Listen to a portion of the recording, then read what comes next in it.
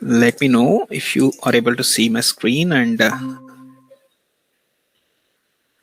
right. Okay, so yeah, I hope you are able to see my screen. So yeah, so today we are going to go through this, the content, training content, and how is it organized, and what are the topics that we are going to cover, and what is the takeaways, what will you learn out of this training. All those things will quickly touch base. So yeah, as I mentioned, I came up with certain agenda to cover for today's session. So the agenda is like this, I'll just introduce myself, and then we'll just quickly go through. I'll just quickly give you a introduction on Mulesoft, and then what are the learning prerequisites, and what is the course outline. When I say course outline, what is the content, and what are the takeaways, what will you learn out of this training after completion of this training, and the setup requirements, what all you need if you have to practice Mulesoft within your laptop or so. And if you have any specific question and answers, I would be happy to answer all your queries towards the end of the session, or probably throughout the session. You can just ask me any questions you have. Okay, so yeah, without much delay, about myself, I have total 15 years of IT experience. I've been working on different technologies throughout this journey. I started with Oracle, PL SQL, SQL, and then Oracle Fusion Middleware, Oracle SOA, OSB, and AIA components. Then I moved to Mulesoft, and now I'm working on Mulesoft, and I'm also comfortable with the API gateways like Kong and APG, and Java microservices, Spring Boot based microservices. So this is a brief the technology stack that I have been working, and I'm working as an integration architect for one of the large retail customers in a reputed MNC. Right, so that's about me. And introduction to MuleSoft, probably we'll just go through that in the coming slides. And yeah. Okay, so if you have to understand MuleSoft, you need to understand what is an integration platform, and how is it evolved over the years. Why we need an integration platform? How is it evolved over the years? What is point-to-point connectivity? Just take a second, guys.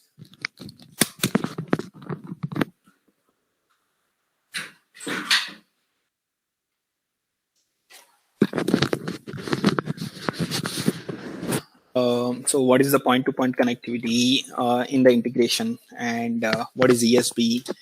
ESB, when I say ESB, what is Enterprise Service Bus? ESB stands for Enterprise Service Bus. And then why we need ESB? How is it different from point-to-point? And then specifically, when is it coming to MuleSoft? How is it achieving this ESB in terms of API-led connectivity? Okay, and then the important question: why you should learn MuleSoft? So those things will cover. After that, probably what are the learning prerequisites, that also will cover.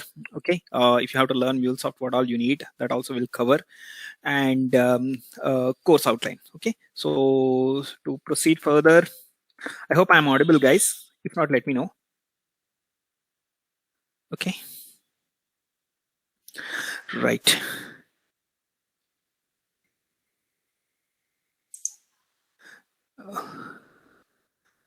Just a second, let me make it in a presentation mode. Okay, so to give a background, right, why you need an integration, right? Why you need to connect your applications. Let's say if you take any real world example, right, any organization, right? So nowadays, organization cannot run in one particular application, right? So nowadays, IT is the backbone of every company, right?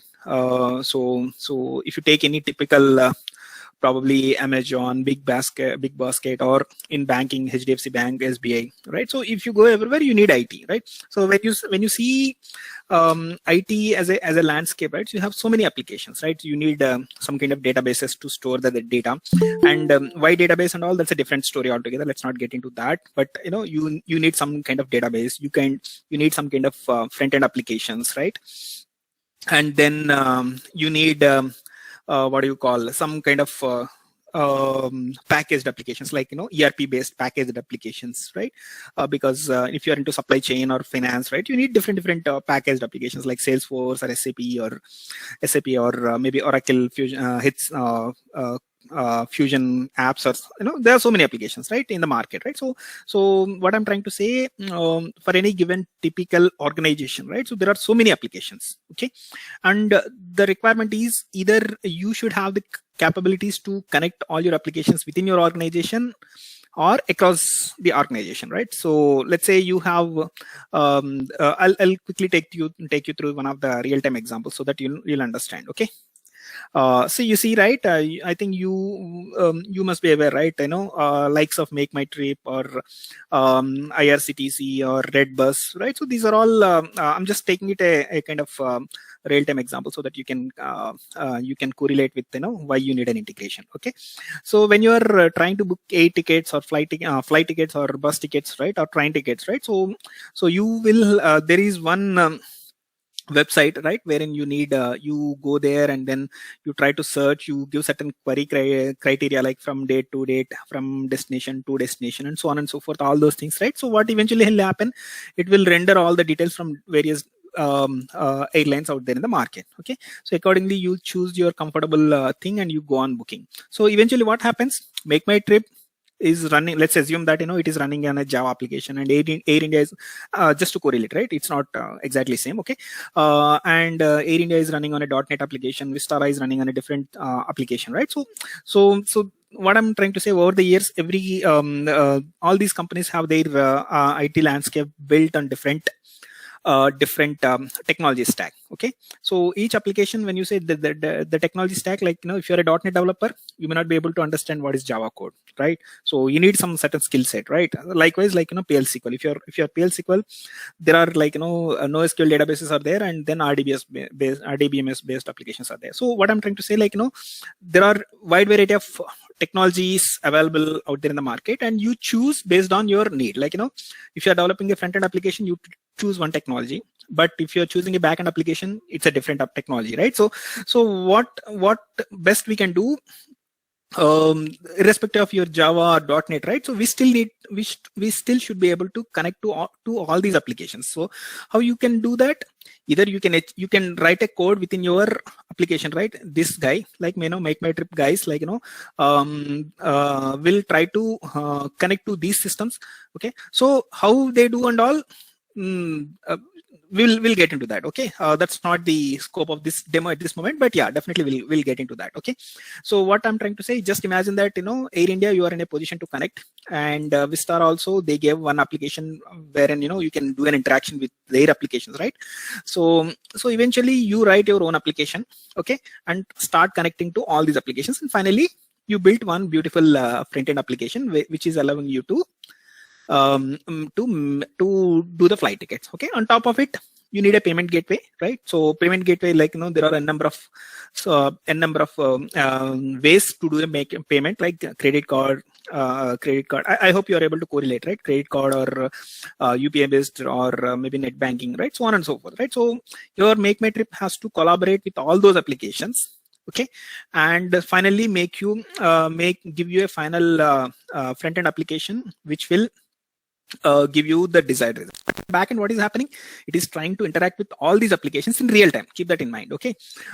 Because everyone is trying to book the tickets. Like you can imagine, like when you're booking a Tatkal ticket, that's the best example, right? So similarly, like since you are connecting to these applications in real time, right? All these applications should be up and running always, so that you are able to connect. Okay, so that is how you are doing a point-to-point connectivity. Okay. So the next one, what happens, right? If you have Make My Trip, something similar to that Make My Trip, let's say after some time, one more guy came into picture. It's Yatra, and again they are also doing the same thing. So what is happening? Your point-to-point connectivity, you have to do, like whatever Make My Trip has to do, Yatra has to do. For the simplicity purpose, I took different organizations as an example, but This may happen within your organization as well, right? So within your organization, there are multiple divisions, right? Like, finance division will be there, supply chain division will be there, and HR division will be there, right? So everyone has their needs, right? So what we are trying to do, like, we are initially doing a point-to-point connectivity. So over a period of time, what will happen? You'll have certain challenges with these point-to-point connectivities. Okay, so point-to-point connectivity, what happens, right? Because Air India may has its own type of connectivity. Someone may say that you can connect with their HTTP service, or someone may say that you can only connect with particular protocol, and I may give XML or only a JSON format or CSV format, right? So what I'm trying to say, like, the way you are connecting with these applications, there is a chance that the response data that you are getting from different applications may not be same. Okay, and the format may not be same, and then connectivity protocol, and then security protocol, and so on and so forth. So this is all making it your entire connectivity very complex eventually at the end of the day. So what happens, the scalability will be very, very tough, right? When you have to add new sources or targets, right? So you cannot scale that easily, and you can understand the complexity involved, even if you have to make one line of change, because you need to test everything so that once it goes into production, it works the way it is expected to run, right? And also the complexity, right? The downside, let's say Air India is down, so you have to ensure that you are handling that kind of connectivity issues, right? You have to ensure that Make My Trip is handling in its code, or Yatra is handling in its code. Like, if Air India is down, you still need to present the data from the other airlines, right? So you have to handle the downsides, unavailability, and so on and so forth. So I can list n number of challenges. Okay, so if you keep on doing this point-to-point connectivity, at some point within your organization, your whole infrastructure will look like this. Like, you have n number of applications, because you are using one application for one purpose. CRM, one application is there. Finance, one application is there. UI, you have mobile app, you have web app, right? So on and so forth, right? So eventually, when you start connecting all these applications,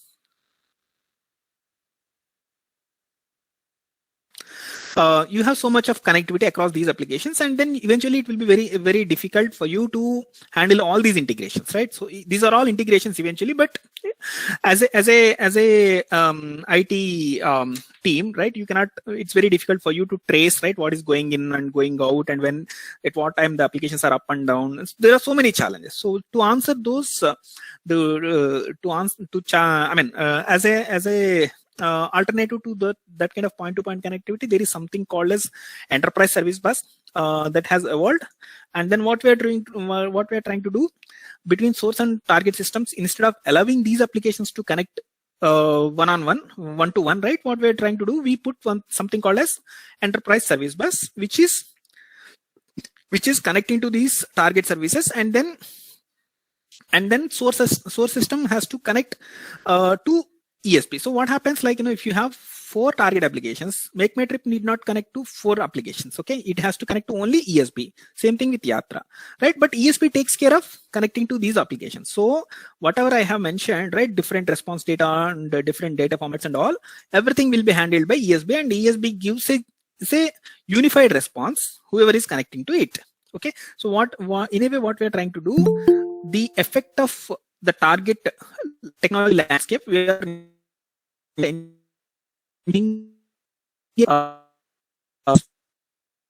application, be it Java-based application or a .NET-based application, or any other application, like a CRM application or a cloud-based application, right? So we are making it industry standard generic service using some standards available, right?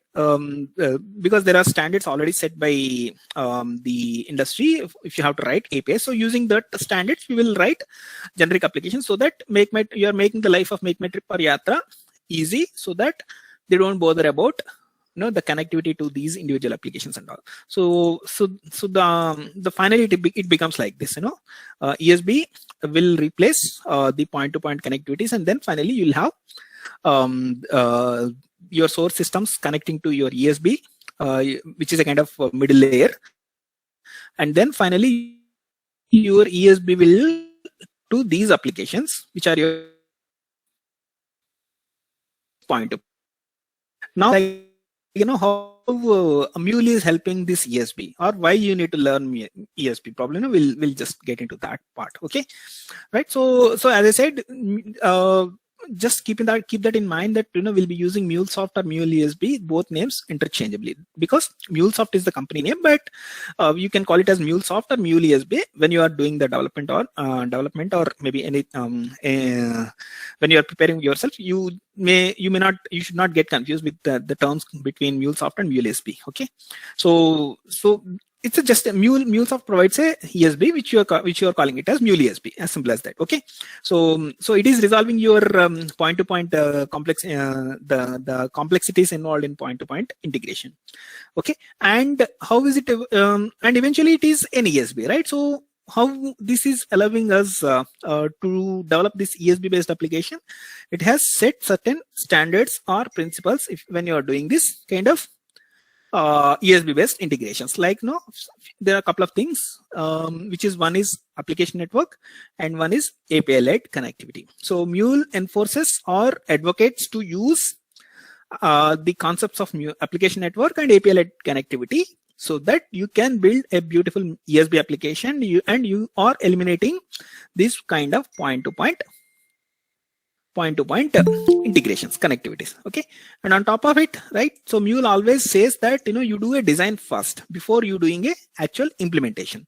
What do you mean by design, right? Right, so prototyping. Let's say you are developing a service and giving it to Make My Trip or Yatra or maybe someone else, right? Clear Trip. Okay. So what happens, right? You build a skeleton of how your service will look like. If you want to query the flights between two destinations and anything, right? Okay. So you first give them how your API will look like. Okay. So you are doing the design first. Okay, and then you're doing a prototype so that the source systems can mock the service that you are building, and they can start doing their development as well. Okay, without waiting for you to complete your development. So in a way, you are eliminating that dependency. Okay, until and unless you develop, you need not really deploy your application in your environment.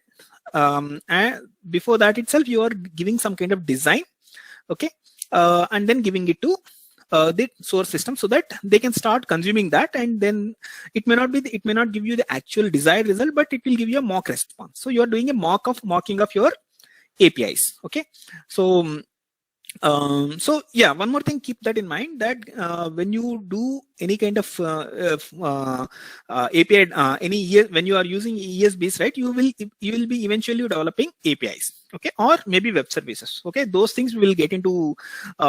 We will go through those things, those concepts in detail in our actual course. Okay, I'm just trying to introduce you at this moment.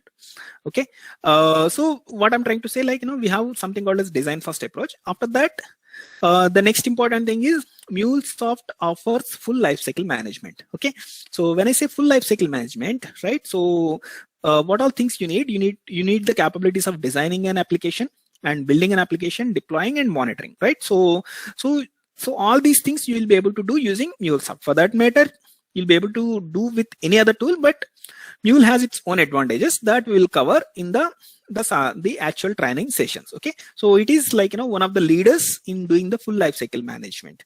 Okay, and then it's an iPaaS platform. Okay, iPaaS stands for Integration Platform as a Service. Okay, I believe you guys are familiar with these terms called as cloud, and then when you, especially within cloud, right, you have three terms, right? One is infrastructure as a service, then platform as a service, and then software as a service, right?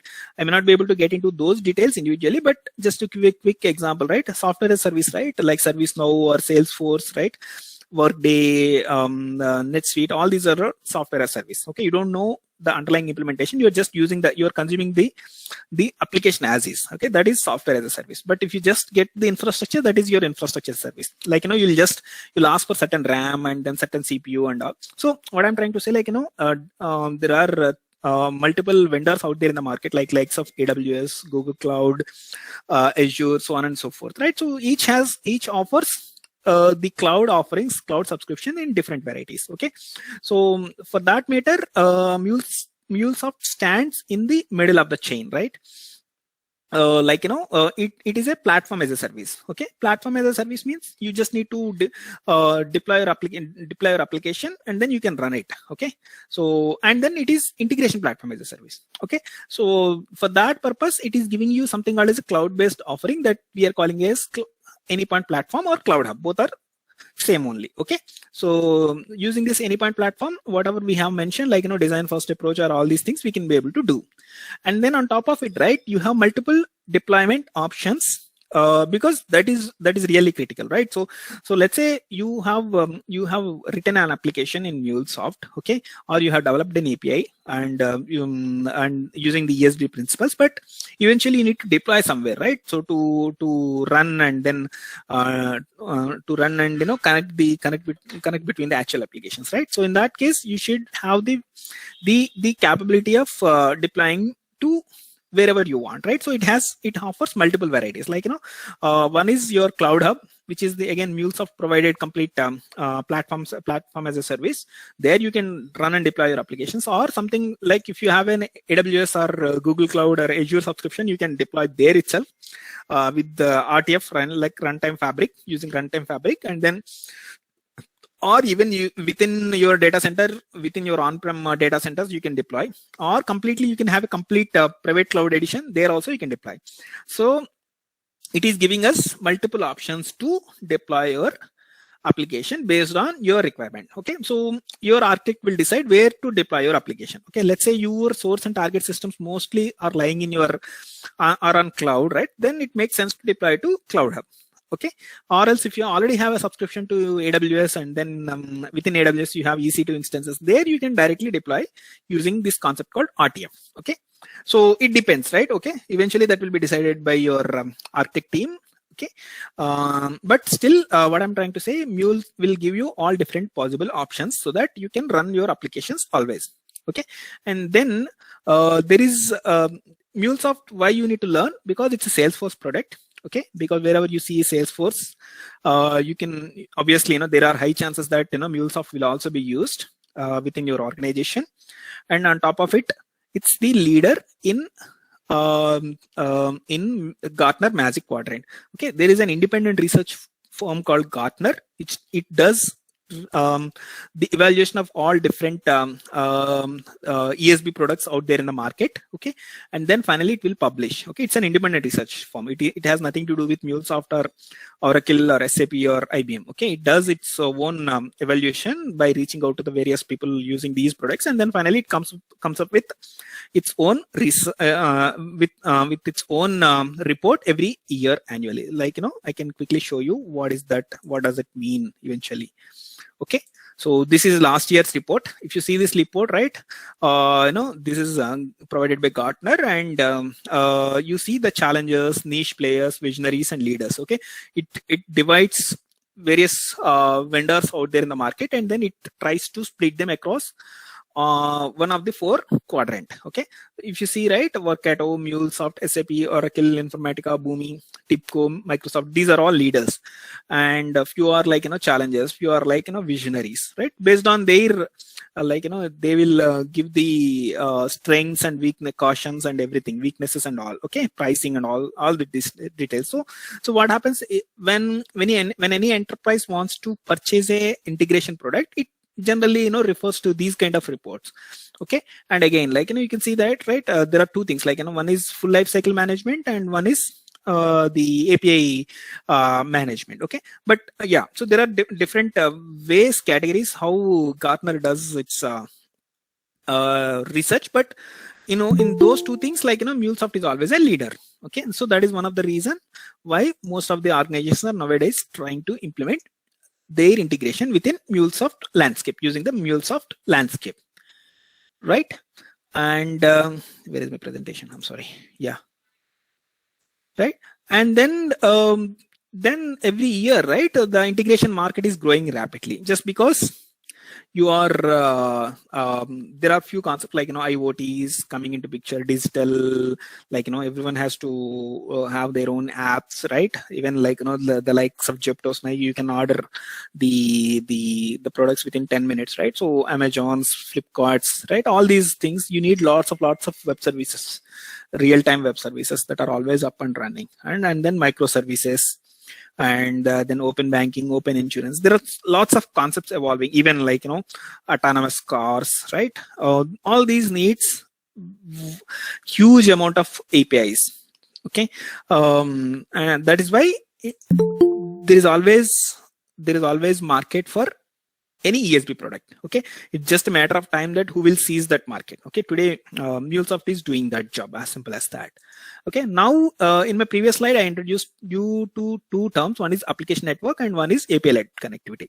Okay, so application network is again the same principles of ESB. So what we are doing to what Mulesoft says is like you have lots of applications within your landscape, and then instead of allowing these applications connecting to each other, wherever you need an integration, you put Mulesoft.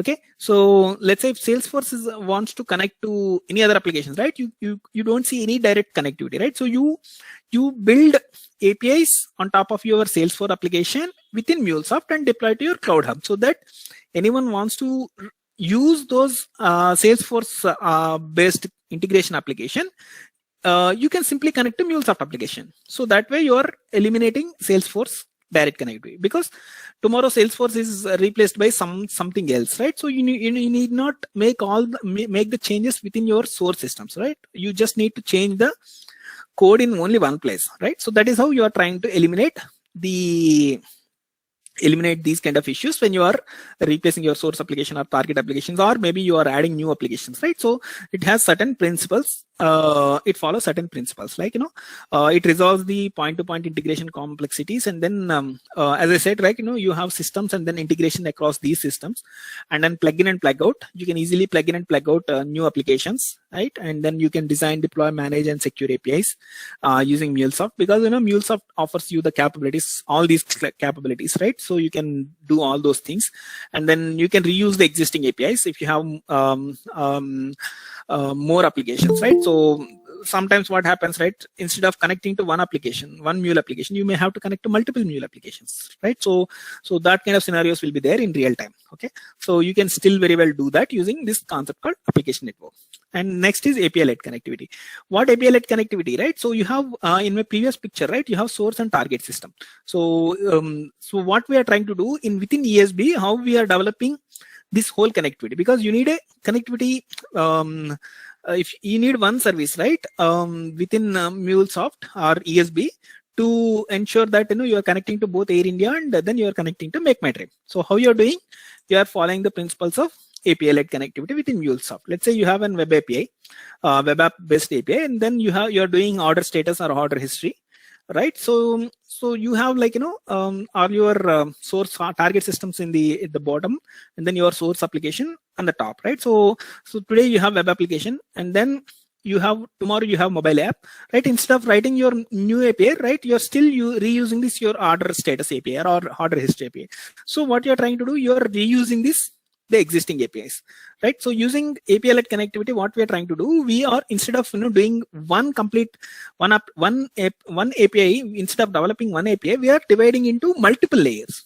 Okay, so that can be done using Mulesoft. Okay, so we are in your Mulesoft world, you are calling them as system APIs, process APIs, and experience APIs. Okay, so with this, what you are trying to do, whenever you have a target application, you always write your system APIs. Okay, so system APIs takes care of connecting to your target applications. One like you can see SAP, Salesforce, and database, and then so on and so forth kind of applications, right? On top of system APIs, you build something called as process APIs, wherein you may have scenarios either to connect to one system API or multiple system APIs, right? So your process APIs eventually will connect to one or more system APIs. But if you take system APIs, right, they'll always connect to only one system at any given point of time. This Salesforce application, you have this Salesforce customers, right? So it's only one application. I mean, the target application is only one application. But if you see customer, right, you are connecting to two system APIs. So in a way, what I'm trying to say, system APIs will always connect to only one system. Okay, if you have a database, on top of your database, you'll have only one system API. But process APIs may talk to multiple system APIs. Okay, and then on top of your process APIs, you have experience APIs. So we will go through these details in our training session, but you just keep in mind that, you know, to achieve ESB or, you know, the best practices, integration best practices, instead of doing one API development, you are in a way splitting your application into multiple APIs so that you can plug and play.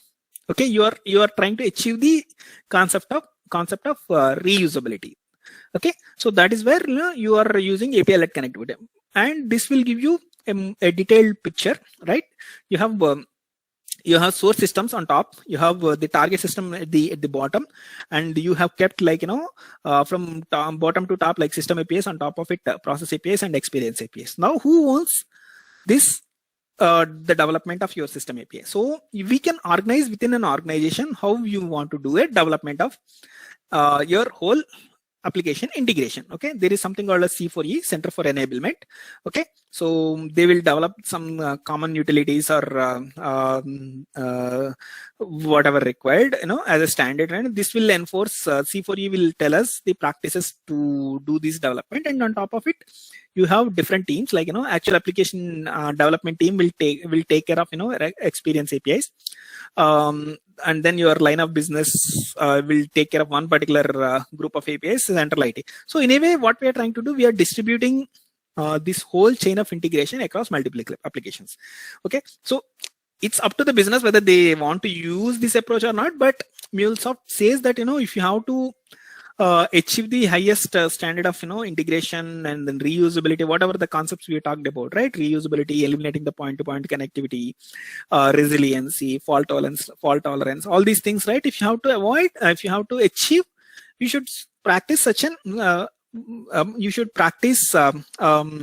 these principles. Okay, so it depends, like, you know, every organization may or may not do, but, you know, yeah, if you are into any kind of typical Mule ESB projects, you have to have an understanding. But, you know, implementation perspective, yes, there won't be much difference, but yeah, the way you connect to the target system and all, you categorize them. That's all, as simple as that. Okay, we'll go into those details when we get into the actual development. Okay, actual training. Okay, now the prerequisite, what all you need if you have to learn Mulesoft.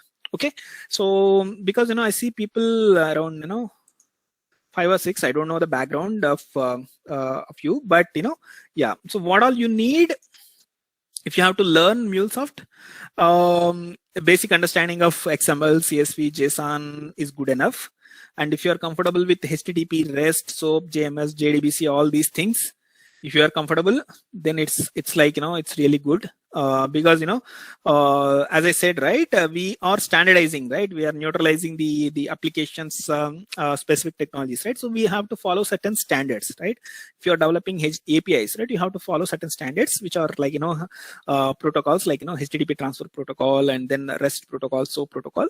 So all these things, if you are aware of these things, it's good to have. And if you have some kind of DB knowledge, like, you know, SQL or NoSQL, it's good to have. And then Java experience, Java background is really not required. Okay, so yeah, so the bare minimum thing I expect from you guys is, like, you know, you should understand JSONs and XMLs, and what is REST, what is HTTP and all. If you know, that is good enough. Okay, right. And then this is how we will organize our course.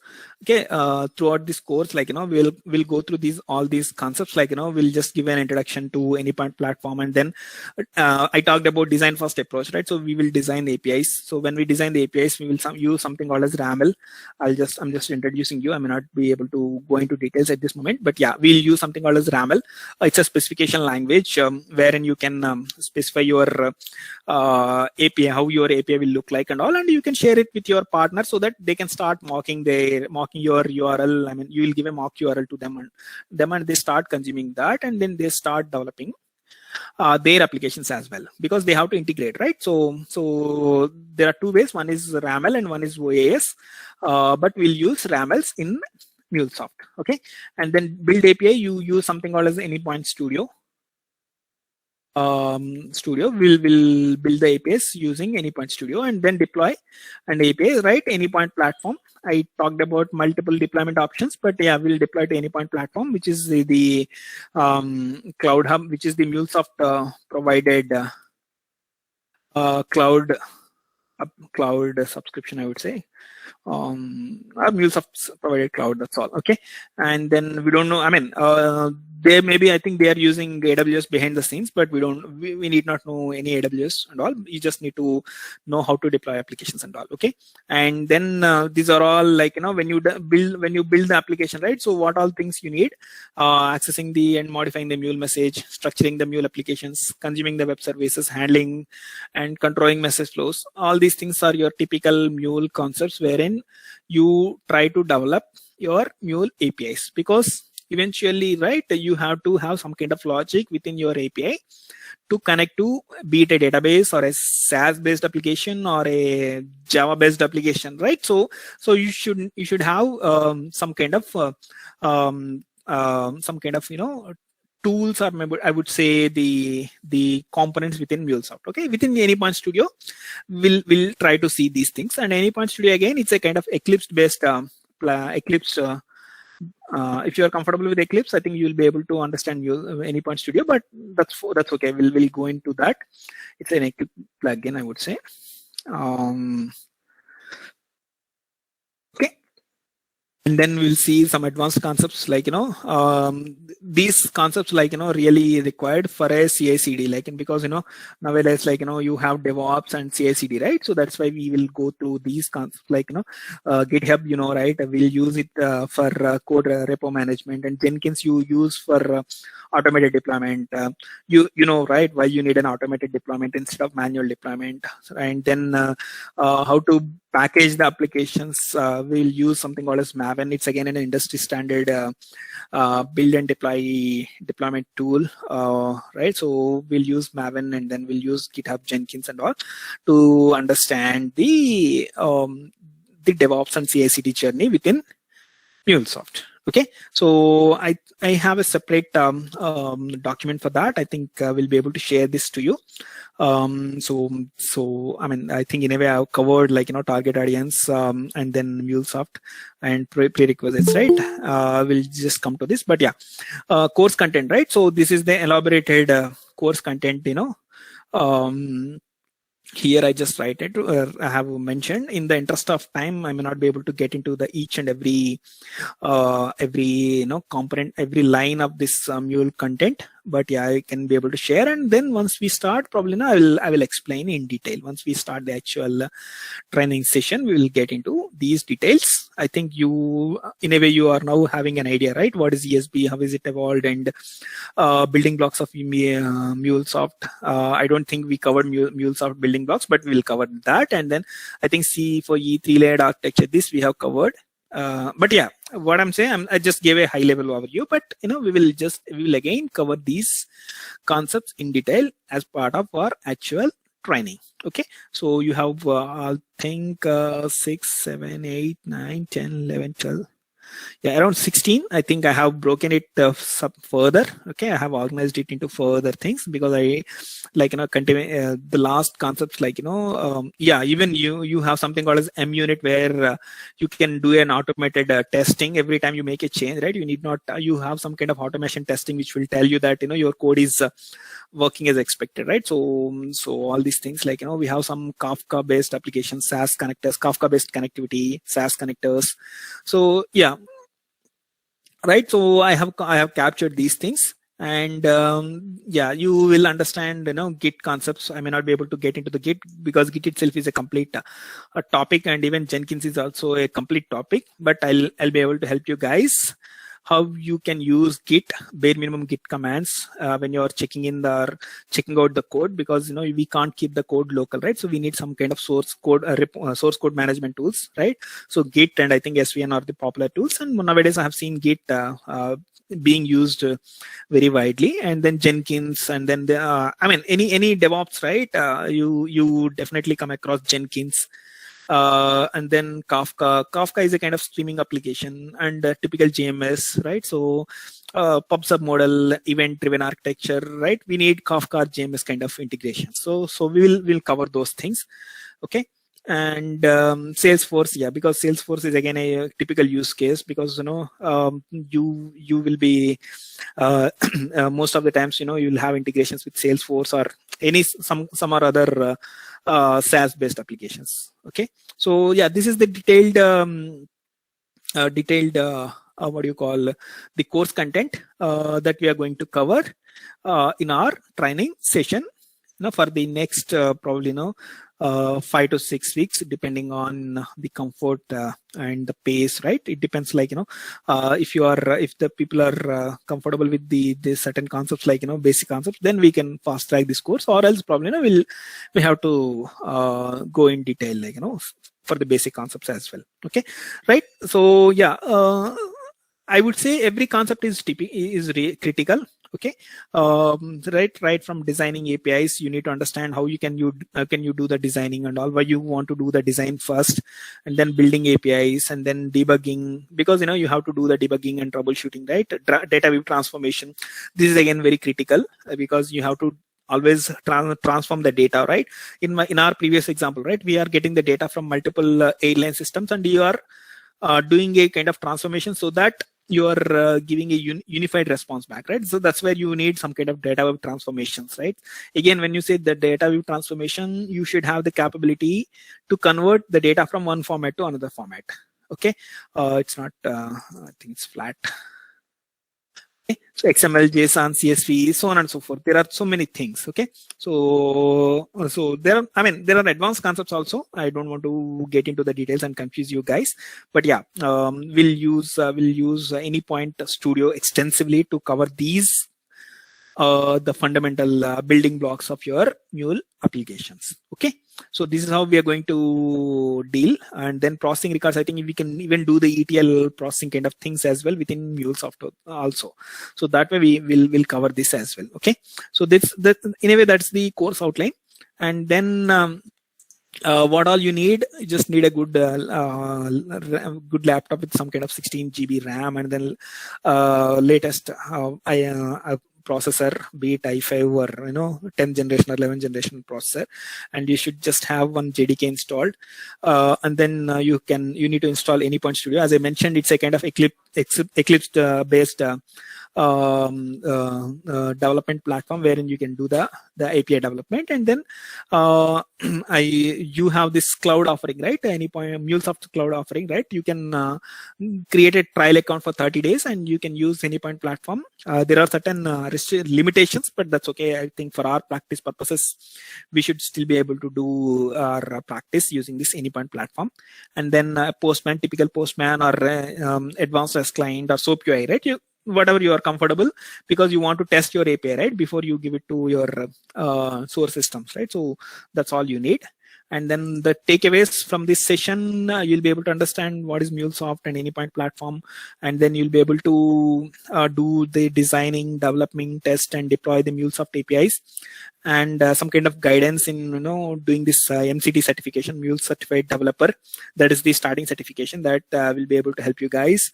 And CI/CD journey, because CI/CD is really critical, right? As I mentioned, you need to have some kind of basic understanding of Git, Jenkins, Maven, right? So you will be able to understand those things, right? So those are the takeaways out of this session, right? So this is the brief about today's demo. In a way, I have tried to cover I just tried to give an introduction to Mulesoft. What is within Mulesoft, within this introduction, I tried to cover what is point-to-point connectivity, and then why is it not good? What is the alternative to point-to-point connectivity, right? And then what is ESB, right? So how Mulesoft is advocating these concepts of Anypoint platform, API-led connectivity, and then three-layered architecture, and then allowing us to develop the ESB based applications, and what is Anypoint platform, Anypoint Studio, right? So all these things we just try to give a quick introduction, and then what are the prerequisites if you have to learn MuleSoft, those also we covered. And then how is our course content organized, that also I try to explain. And then what will you take back, once we complete this training, that also I try to explain. Okay, so more or less that's all from my side for this demo. Now this forum is open for the questions from you guys, so that I'll be able to answer your questions.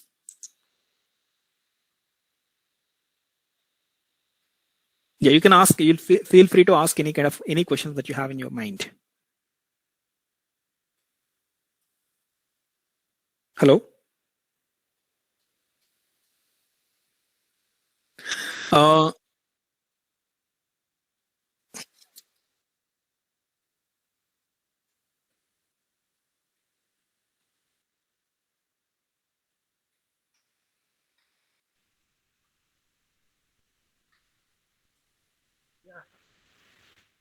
Yeah.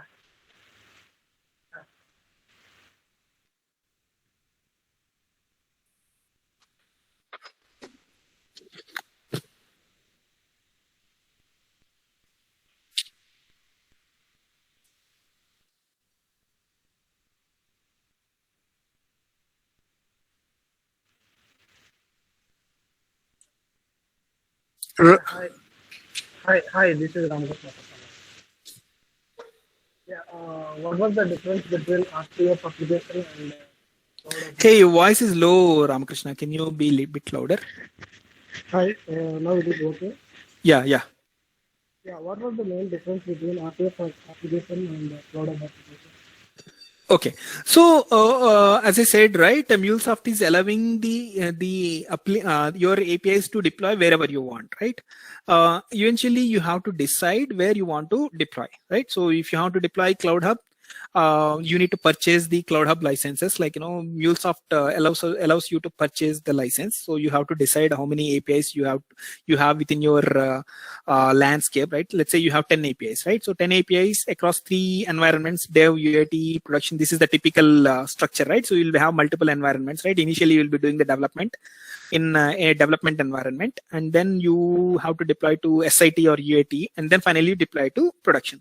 So if you consider three environments and you have 30 applications, 10 applications, right? So how much size you need to have, you have to decide. Okay, you have to calculate, and then finally you have to deploy your application somewhere, right? Be it RTF or Cloud Hub. Let's take these two concepts. Okay, so RTF is, right, if you have already an existing subscription to cloud, to AWS or any cloud, okay, AWS or Google Cloud or Azure. Okay, so why you want to leverage? Because your other applications are running within your AWS. Okay, so instead of purchasing a different license from MuleSoft, right, you can leverage your existing cloud licenses, right? So that way you are deploying your applications as near as possible to your other applications, right? So that is where you are reducing the latency, right?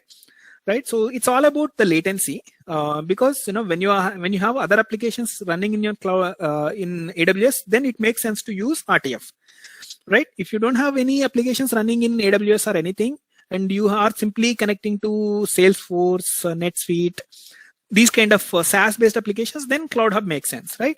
So eventually the way you deploy is same. Only thing is how you purchase the license, how you do the deployment is slightly different. That is the only difference. For a developer, it doesn't make any difference for us. Okay, so only thing is the connectivity. Let's assume you are connecting to a database, right? Which is running in AWS. Then what you need? You need to have the capability of connecting to that database from your application, right? You are running it locally or in dev environment, right? So you need to have that kind of connectivity, right? So the ports should be opened, the traffic should be allowed, right? Firewalls should be, right? So there are some concepts, right? So that's a kind of, your architect will decide where you want to deploy the application. But for us, it doesn't make any difference. But only reason I try to put that in the demo is that Mulesoft is how Mulesoft is allowing us to do the various kinds of deployments. That is the only reason. Did that answer your question? Or you're expecting something different? Yes. Understood. Thank you for the explanation. Clear explanation. We got to your point. And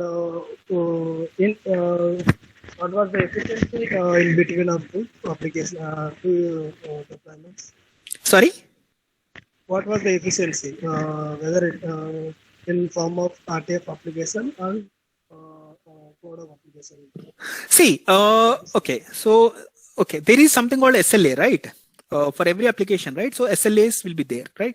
So if you go to AWS, right? So they will tell you if you have to achieve 99.9% SLA, right? So they'll give you typical architecture, right? So they will ask you to deploy, right? So these concepts of high availability, right? Clustering will come into picture. Okay. The same thing you need to follow within Mulesoft, within Cloud Hub or RTF. So it depends, right? So see, if you are deploying your application to one data center, right, it's not efficient, because if it is down, your total application is down. As simple as that, right?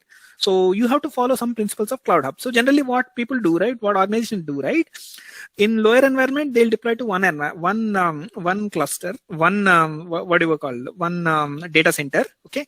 But in UAT and UAT in production, they may have multiple these clusterings to achieve the high availability. Okay, so Mulesoft says, like, how to deploy, how many minimum applications you will be running. Let's say you have one API, right? Then how many instances of API that API you have to run always decides the efficiency, right? So high availability and then auto scaling, right? So let's say there are times where you have the loads going up and down, right? Let's say Thanksgiving Day, right? So there that point of time you see very crazy traffic, right? So your applications have to scale automatically, right? So those things you can very well achieve. So within even within Cloud Hub or RTF. Okay, so those all things are configurable, and eventually it is like, the cost, the amount of cost that you have to incur, and the kind of, the resiliency or the availability, it's like, it's the availability always comes with a cost, as simple as that, right? So if you're trying to achieve 100% availability, you have to have load balancers, and then high availability clusters, right? So auto scaling, right? So these things you need to follow. Then your cost will go. You have to purchase the additional,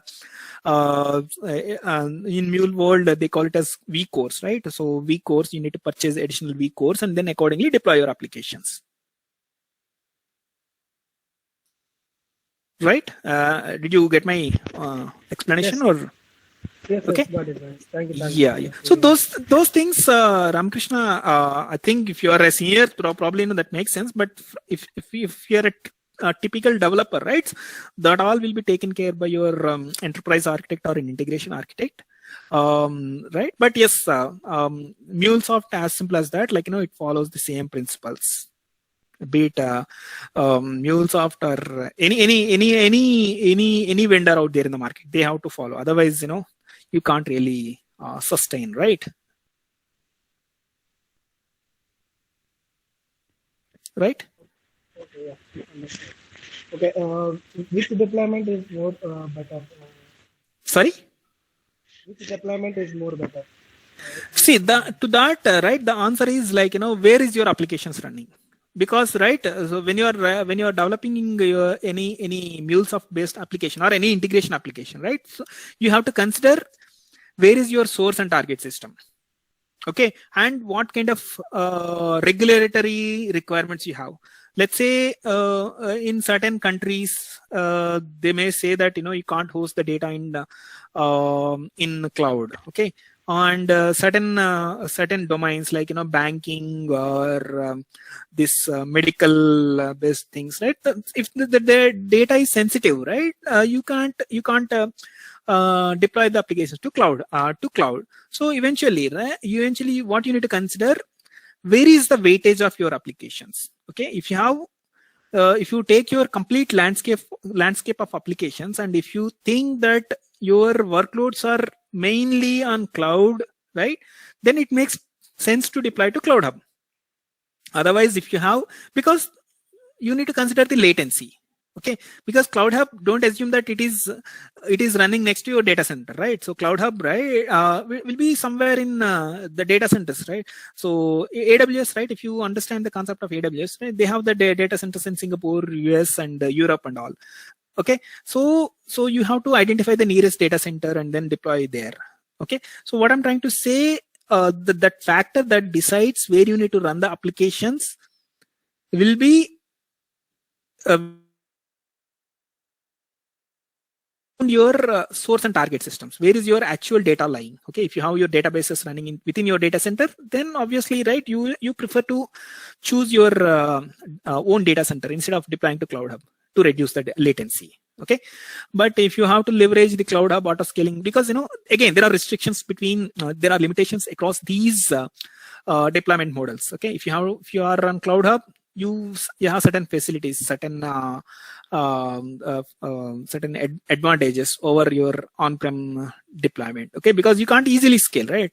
Until and unless you have to until and unless you add additional CPU memory, you can't scale. But Cloud Hub, right, within one click you can purchase the additional licenses, and then you can auto scale your applications, right? So eventually, what I'm trying to say, it all depends on your total workload. Where is it running? That will decide where your application should run. Right, Ramakrishna? Yes, got it. Right. Thank you for your clarity. Yeah. So for our practical purposes, we will use Cloud Hub, and then we'll try to deploy. Okay. Because we are doing the local development. See, most of the time we'll do the development within Anypoint Studio. We'll use this Anypoint Studio, which is Eclipse based plugin, and you do the development, debugging, testing within your local environment. And finally, Cloud Hub, we have this trial account, and then there is a limitation that you can only deploy 2 applications to Cloud Hub. So you'll see the flavor of deploying to Cloud Hub, and then because you need to apply the policies, right? So security is an important factor, right? For any application, right? Authentication and authorization are critical, right? So that's where we will try to use Cloud Hub. Okay. So we may not be able to go into the other principles in the interest of time. Those are all like architectural principles. Okay. At this moment, those are really not required. So what I'm trying to say, we can, if you spend 1.5 month dedicated daily, 1 hour, if you consider 1 hour for this session, and then 1-2 hours within your other time, right? If you can spend 2 to 3 hours, then you'll be able to learn the complete product within let's say probably 2 months. You'll be able to complete your certification, and then irrespective of your current projects or current role, right, you can say that you're a Mulesoft developer or an architect based on your total experience. And then rest of the things, if you are a fresher, probably that's a different game altogether. But if you're an experienced guy, right, you are here for certain purpose, right? If you learn MuleSoft, you know that pretty well that the market is good, and then you can get handsome packages out there in the market. Okay, so yeah, so that's how it is. So it's and then again, like if you are already familiar with any kind of integration product, right, TIBCO or Oracle Server, it's more easier, more easy. Like it's rather than for the people who are just learning it, right? So any other question, guys, from anyone?